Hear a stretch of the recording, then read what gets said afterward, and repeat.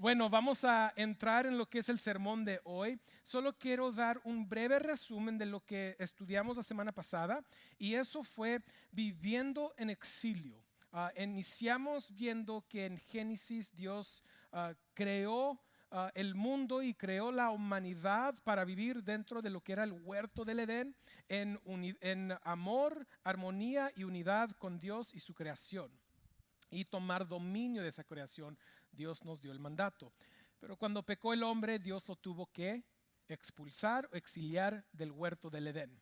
Dios lo hizo en amor y en misericordia con un propósito de restaurar a la humanidad hacia Él mediante su Hijo amado Jesucristo. El exilio del huerto del Edén fue hecho en amor y misericordia, en que, como hemos platicado la semana pasada, Dios no quiso que el hombre comiera del árbol de la vida y siempre vivir pecaminosamente. Los tuvo que expulsar, los exilió, y ahora tuvimos la oportunidad de poder ser restaurados y reconciliados con Dios mediante Jesucristo, que siempre fue el plan A de Dios. Y vimos que el exilio de Israel en el libro de Daniel fue una imagen, una reflexión de este exilio de la humanidad del huerto del Edén. Ahora Israel, por su desobediencia también, así como desobedeció a Adán y Eva, Israel desobedece a Dios y ahora ellos son exiliados de la tierra prometida. Okay. La semana pasada los dejamos con un principio del libro de Romanos que leímos ahorita, sabiendo que nosotros no somos ciudadanos de esta casa o de este mundo, sino somos ciudadanos de la ciudad celestial que también esperaba Abraham. Y no lo llegó a obtener, sino lo vio, dice el libro de Hebreos, lo vio de lo lejos, pero con esa fe y esperanza, y nosotros vivimos con lo mismo, sabiendo que somos pasajeros en esta vida. Pero nuestro mandato es vivir ya en armonía, amor y unidad, así como lo fue en el huerto del Edén, nosotros siendo una reflexión de esa nueva creación, porque dice la palabra de Dios que si eres creyente en Cristo Jesús, eres ¿qué? Criatura nueva, nueva creación, amén. Entonces hoy vamos a seguir esta plática y vamos a ver cómo Dios siempre Dios ya tenía en mente, Él ya sabía que los israelitas lo iban a desobedecer. Entonces Dios puso provisiones en la ley de Moisés para poder traerlos de nuevo a casa, pero lo que vamos a ver es que el llegar a casa, el llegar a la tierra prometida, no es lo importante, y la verdad es que eso no es lo que nosotros necesitamos como humanidad. No es simplemente regresar al huerto del Edén o ellos regresar a la tierra prometida, sino es que la humanidad necesita un nuevo corazón. Amén. Entonces vamos a Deuteronomio 30, capítulo 30, versículo 1 al 10. Si eres nuevo con nosotros, lo vamos a tener en la presentación aquí atrás de mí. Si eres de casa, ya saben, nos gusta que ustedes lo puedan leer en sus Biblias, y estamos en Deuteronomio. Y esto es parte de la ley de Moisés que Dios le dio a los israelitas para cuando iban a entrar a la tierra prometida, en ese pacto que Él tuvo con ellos de cómo deberían vivir, y cómo Él ahora los va a traer de nuevo hacia la tierra prometida después de un exilio. Dice, y sucederá que cuando todas estas cosas hayan venido sobre ti, la bendición y la maldición que he puesto delante de ti, y tú las recuerdes en todas las naciones a donde el Señor tu Dios te haya desterrado, y vuelvas al Señor tu Dios, tú y tus hijos, y le obedezcas con todo tu corazón y con toda tu alma, conforme a todo lo que yo te he ordenado hoy. Entonces el Señor tu Dios te hará volver de tu cautividad y tendrá compasión de ti y te recogerá de nuevo de entre todos los pueblos a donde el Señor tu Dios te haya dispersado. Si tus desterrados están en los confines de la tierra, de allí el Señor tu Dios te recogerá y de allí te hará volver. El Señor tu Dios te llevará a la tierra de tus padres, poseerán o poseer, que tus padres poseyeron y tú las poseerás. Y él te prosperará y te multiplicará más que a tus padres. Además, el Señor tu Dios circuncidará tu corazón y el corazón de tus descendientes para que ames al Señor tu Dios con todo tu corazón y con toda tu alma, a fin de que vivas. El Señor tu Dios pondrá todas estas maldiciones sobre los enemigos y sobre los aborrecedores que te persiguen. Y tú volverás a escuchar la voz del Señor y guardarás todos sus mandamientos que yo te he ordenado hoy.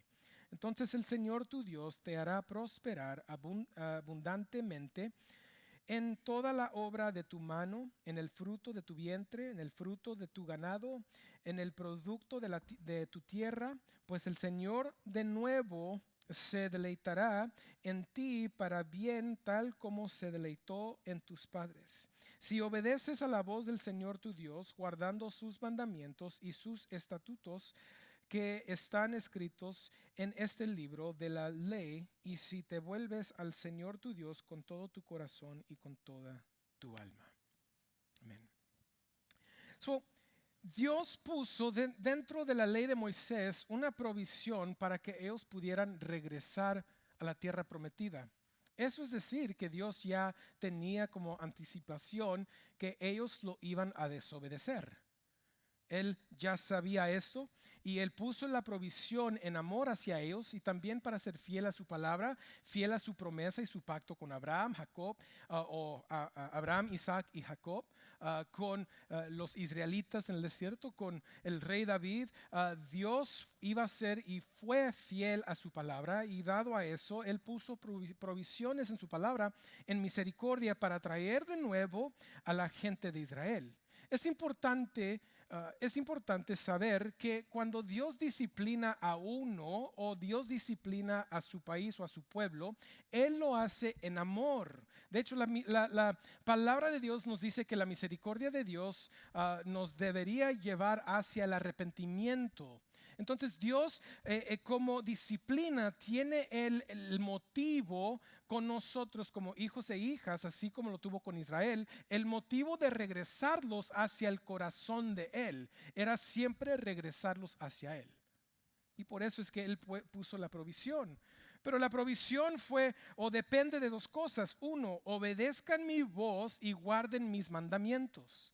Algo que ellos no pudieron hacer la primera vez, por lo cual fueron exiliados y expulsados. La segunda cosa fue adorar al Señor su Dios con todo su corazón y con toda su alma. Es decir, llegar a un momento donde el pueblo de Dios, Israel, podían observar a Dios como el Dios verdadero que los sacó de Egipto, el Dios verdadero con el cual ellos han existido, el Dios verdadero de toda la provisión de la tierra y de sus reyes y sus antepasados, Dios de todo el amor, toda la prosperidad, que Él era el único Dios verdadero y Él era el único digno de ser adorado.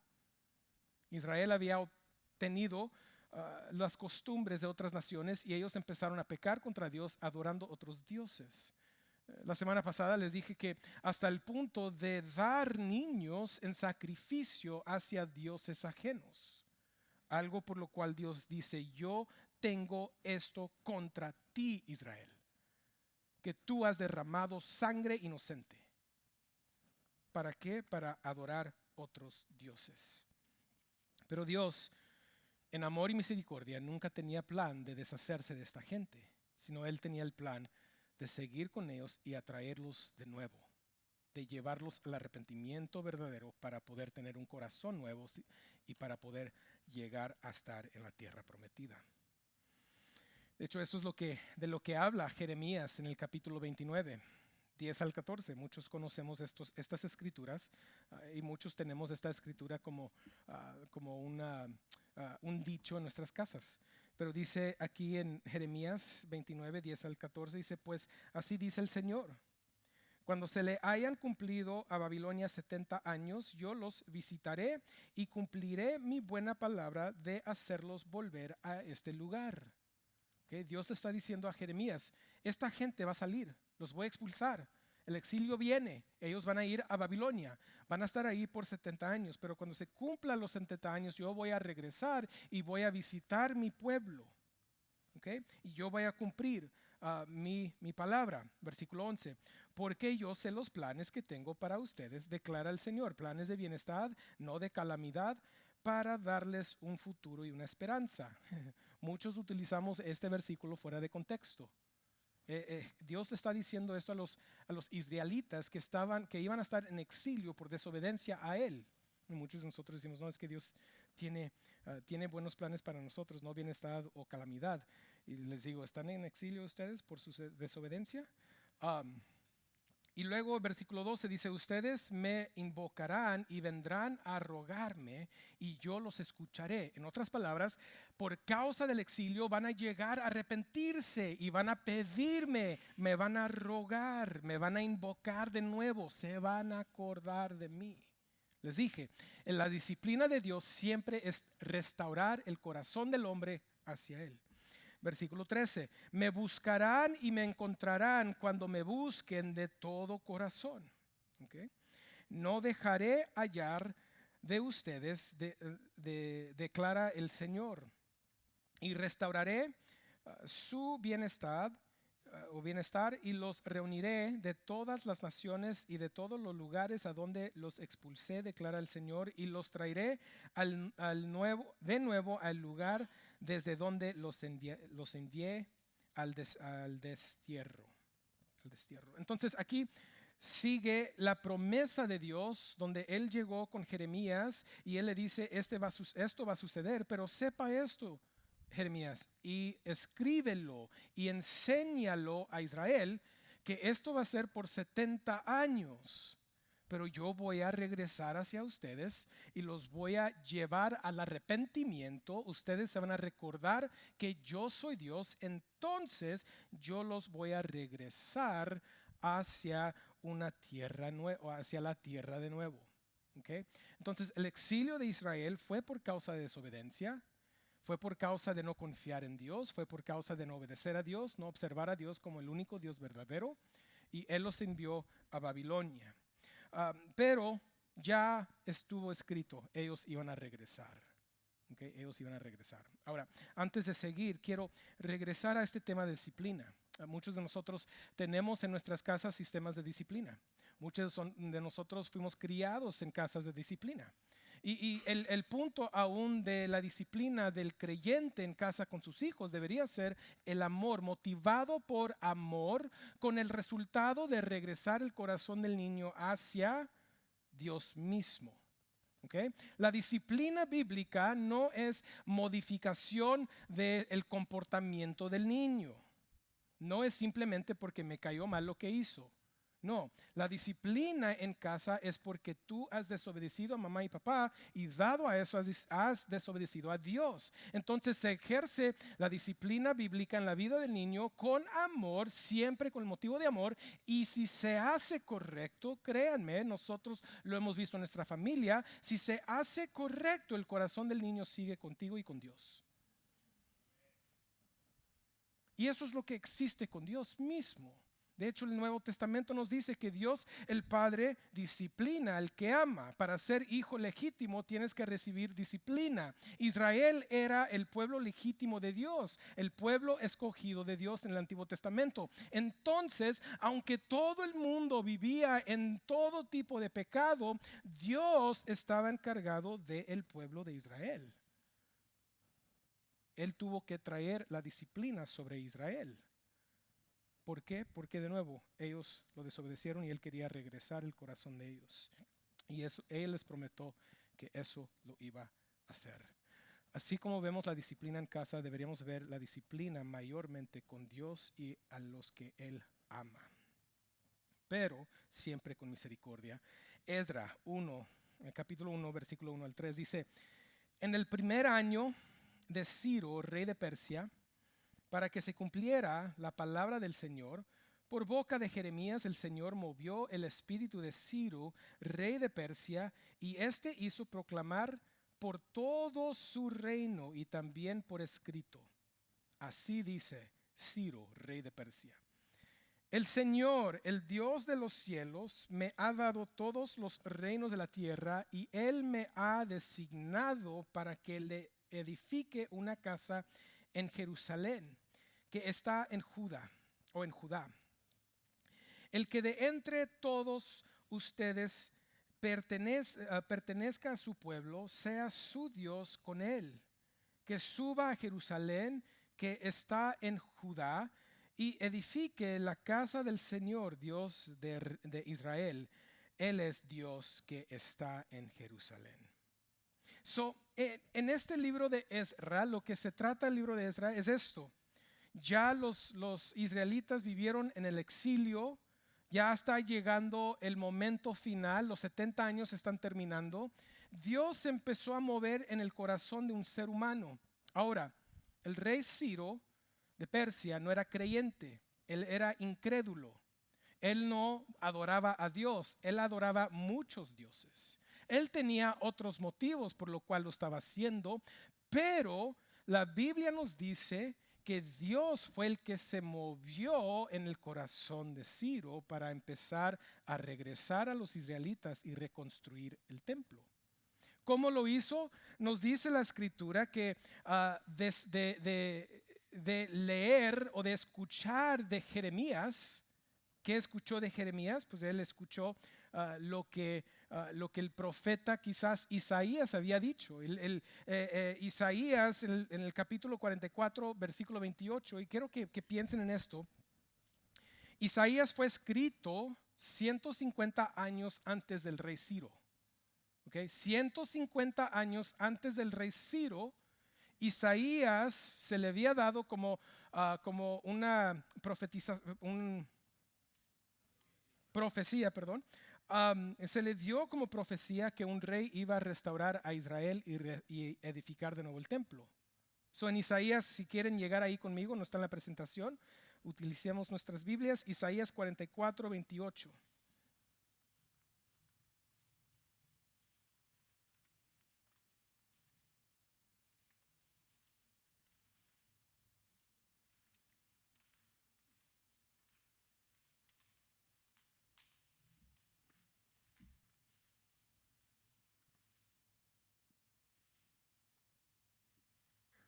Y quiero que guarden esto. 150 años antes del rey Ciro de Persia, Dios le da a Isaías como profecía en el versículo 28 del capítulo 44. Dice, él dice de Ciro: él es mi pastor y él cumplirá todos mis deseos. Y dice de Jerusalén: será reedificada y al templo serán echados tus cimientos.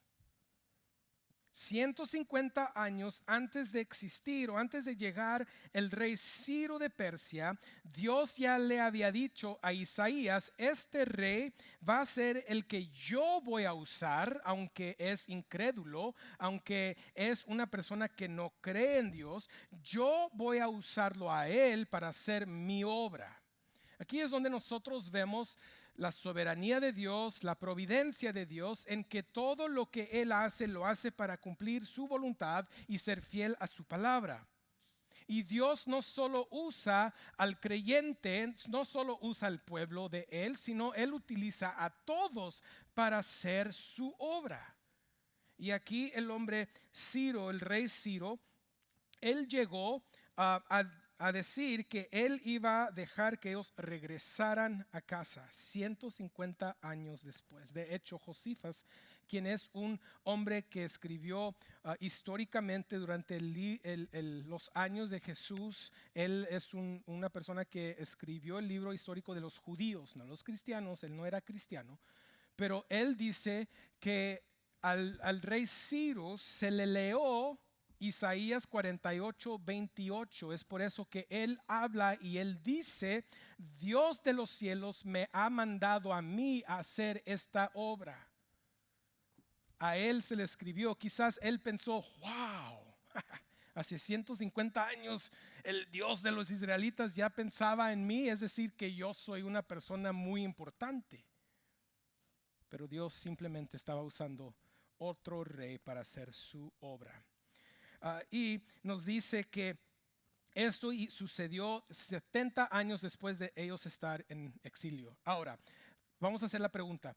¿Por qué es que los judíos tuvieron que estar en exilio por 70 años? ¿Por qué? Pues porque el libro de Levítico nos dice que hay una ley dentro de la ley de Moisés. Y la ley es esta. Cada 7 años la tierra tiene que reposar y descansar. ¿Ok? No la puedes trabajar, no es para la cosecha, no es para tú manejarla, es dejarla descansar. Y eso es importante, aún en agricultura hoy se estudia y sabemos que el descansar la tierra ahora te puede dar más nutrientes para poder seguir dando el fruto de la tierra. Dios, sabiendo esto, le dice a los israelitas, déjalo descansar. Pero no solo un principio agricultural, pero también un principio de confiar en Dios, iglesia. Porque les dice, en el 6º año, tu cosecha va a ser lo suficiente para comer ese año, el 6º, y también el 7º año. Tú tienes que confiar que Dios te dio lo suficiente el año 6 para también sobrevivir el año 7. Pero deja descansar la tierra. Pues, ¿qué sucedió? Pues desde el rey Saúl, quien por fin unió los dos reinos, hasta el exilio fueron 490 años. 490 años. Y en estos años nunca dejaron descansar la tierra. Entonces, cuando uno hace la matemática y uno dice, bueno, cada 7 años tiene que ver descanso y reposo, ¿cuántos años de reposo tenía la tierra en 490 años? 70. Entonces, Dios, siendo fiel a su palabra, siendo fiel al principio que Él les dio, exilió a Israel por los 70 años que la tierra necesitaba descansar por culpa de Israel. Por eso es que el exilio de ellos fue 70 años. Pero por fin ellos ya iban a regresar. Pero al regresar, los israelitas se dieron cuenta de algo más. Vamos a seguir leyendo. Vamos a Esdras 3, 10 al 13.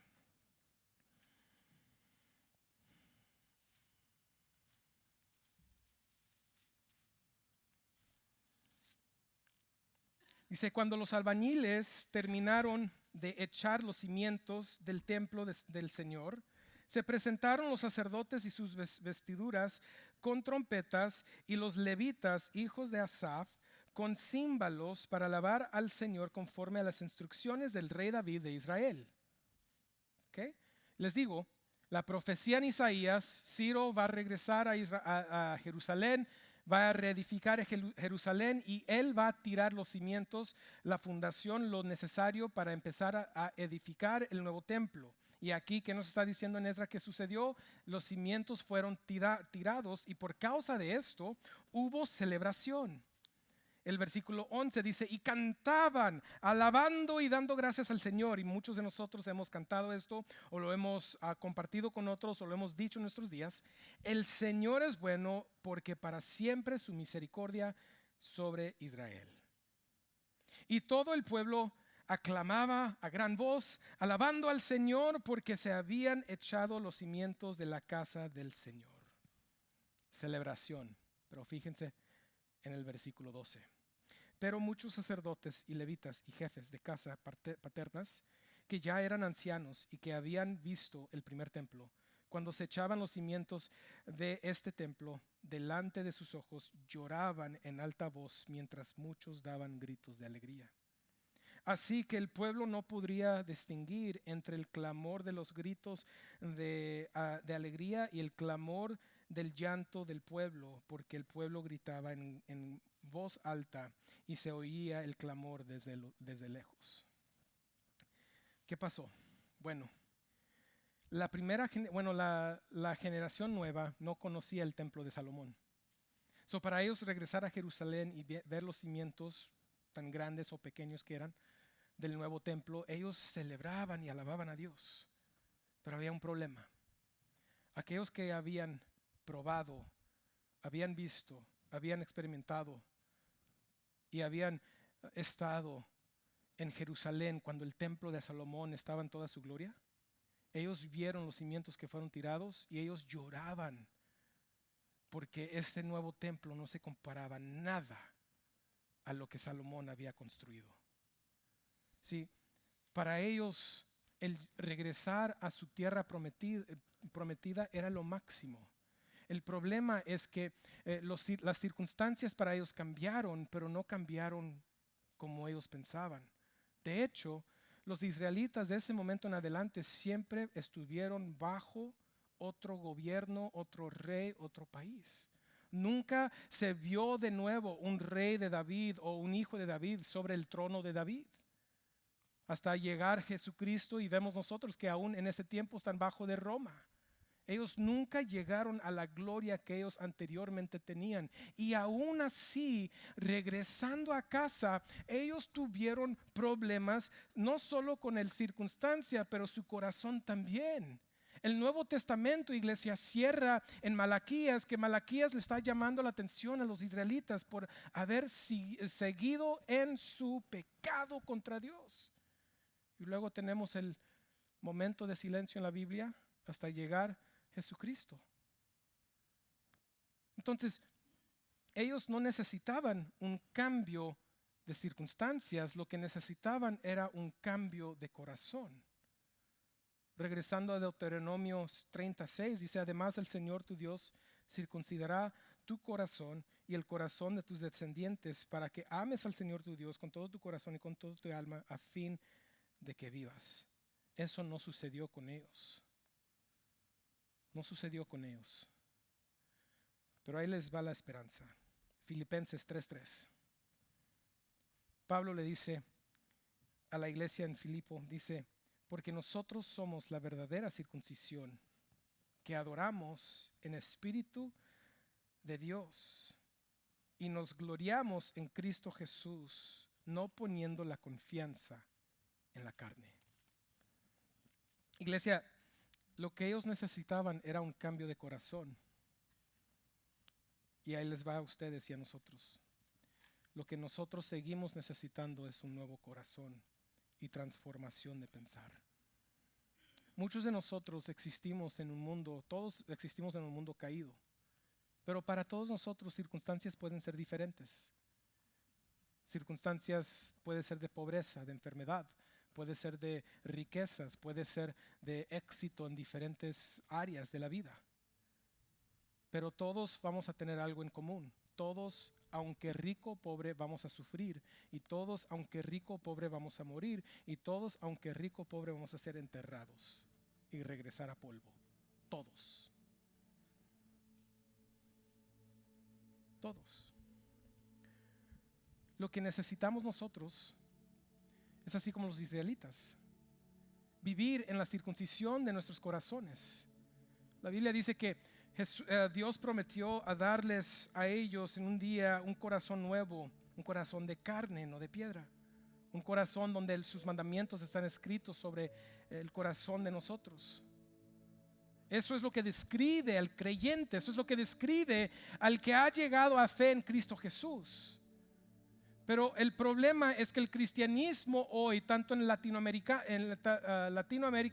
tanto como aquí en los Estados Unidos, se ha compartido y se ha prometido un evangelio que cuando tú llegas a Jesucristo, tus problemas ya no existen, esa enfermedad ya no existe, tú ven porque Dios te va a quitar todo, tu matrimonio va a ser perfecto, no va a ser nada duro. Y hemos enseñado y hemos tratado con la gente y hemos condicionado un cristianismo que no tiene las fuerzas para poder sobrevivir en un mundo de sufrimiento. Y siempre estamos buscando el cambio de circunstancias. Y siempre queremos un cambio de vista, un cambio de hogar, un cambio de lugar, un cambio de esposo, un cambio de esposa. Qué dolor que en el cristianismo practicamos lo mismo que el mundo, porque estamos buscando un cambio de circunstancias. No, lo que Dios desea darnos no son un cambio de circunstancias. Él lo que desea darnos es un cambio de corazón, para seguir viviendo en esas mismas circunstancias, pero con un motivo eterno y con un amor que sobrepasa todo entendimiento de este mundo, y nosotros podamos ser la luz del evangelio aún en las circunstancias difíciles. Cuando un cristiano y un creyente sufre bien, el mundo lo ve y dice: wow, ¿qué es eso? Pero cuando un creyente vive como el mundo, buscando cambio de circunstancias, prosperidad y tanto esto y tanto el otro, y estamos abandonando la verdad de Jesucristo para poder obtener lo que a nosotros nos va a saciar, el mundo dice: ya sabía, hipócritas. ¿Cuál de ese dos vamos a ser nosotros? Quizás estás sufriendo ahorita. Escúchame, veme. Lo que necesitas no es un cambio de circunstancias, no importa qué difícil es. Lo que necesitas es un corazón de carne, un corazón donde la palabra de Dios está escrita sobre ti. Lo que necesitas es el Espíritu de Dios, el Espíritu de Dios, de nuestro Señor Jesucristo en nosotros, que nos da las fuerzas, la paciencia, la misericordia, el amor, para sobrevivir en un mundo caído. ¿De qué sirve un cambio de circunstancias si nosotros no estamos listos para vivir en ese nuevo lugar? El propósito nuestro ahorita debería ser glorificar a Dios mediante viviendo su palabra. Recuerden, un corazón nuevo determina que estamos obedeciendo a su palabra. Por lo menos haciendo el intento, iglesia. Por lo menos. Por lo menos. Decir: Dios, tú me has dado tanto, ¿cómo te puedo regresar a ti mi obediencia? Dios, tú me has dado la gracia, ¿cómo puedo yo ahora regresarte a ti? Hacer por ti, por lo menos. Pero hoy en día tenemos tantos de nosotros creyentes que vivimos la vida en el mismo pecado que en el mundo y no nos da ninguna molestia. ¿Y saben lo que decimos? Pues Dios me ama como quiera. Ese no es el evangelio verdadero. Ese no es un corazón de carne. Ese es todavía un corazón de piedra. Si ese eres tú, pídele a Dios que te dé un corazón nuevo. Y como iglesia busquemos cómo nosotros vivir en una comunidad que vive con el corazón nuevo. Recuerden, amor, armonía y unidad. Esas tres cosas. ¿Cómo puedo existir en nosotros? Haciendo lo posible para poder vivir hoy como lo vamos a vivir mañana. Hoy como lo vamos a vivir con Jesucristo mañana. No te esperes. No vale la pena. Todo es en vano en este mundo. Lo que sí vale la pena es mañana, es la eternidad, es el amor de Él y es estar con Él para siempre. Si estás sufriendo, sufre bien. Pídele a Dios cómo tú puedes ser un representante del evangelio mediante el sufrimiento. Si no estás sufriendo, dale gracias a Dios, pero pídele a Dios cómo puedes ser un reflejo de Jesucristo hacia los demás, aún en tus éxitos. Pero todos sepan, el momento llega donde todos vamos a sufrir.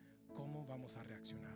Como los israelitas, y regresar a nuestros pecados sirviendo a otros dioses, o vamos a seguir nosotros en este camino firmes en Cristo Jesús. Amén. Padre, te damos gracias por tu grande amor y tu misericordia, por tu palabra que nos instruye, nos corrige, por tu Espíritu Santo que trae convicción a nuestras vidas. Te damos gracias por la iglesia que nos rodea, que nos ayuda a poder vivir esta vida de una manera que te glorifica a ti. Ayúdanos en este tiempo donde seguimos como la humanidad buscando nuestra casa o viendo hacia nuestra casa en lo futuro, en la eternidad contigo. Ayúdanos hoy vivir como si ya estuviéramos allá. Somos ciudadanos de tu reino, no de este, pero aún en este podemos dar ejemplo de tu reino. Ayúdanos a vivir eso.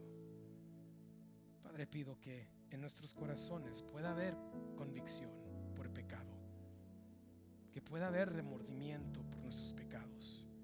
Pido que si estamos sufriendo, que nosotros podamos confiar en ti mediante ese sufrimiento, sabiendo que tú nos vas a dar todo lo necesario para sobrepasarlo y no solamente soportarlo, sino vivirlo exitosamente. Te damos gracias y todo lo pedimos en su nombre. Amén.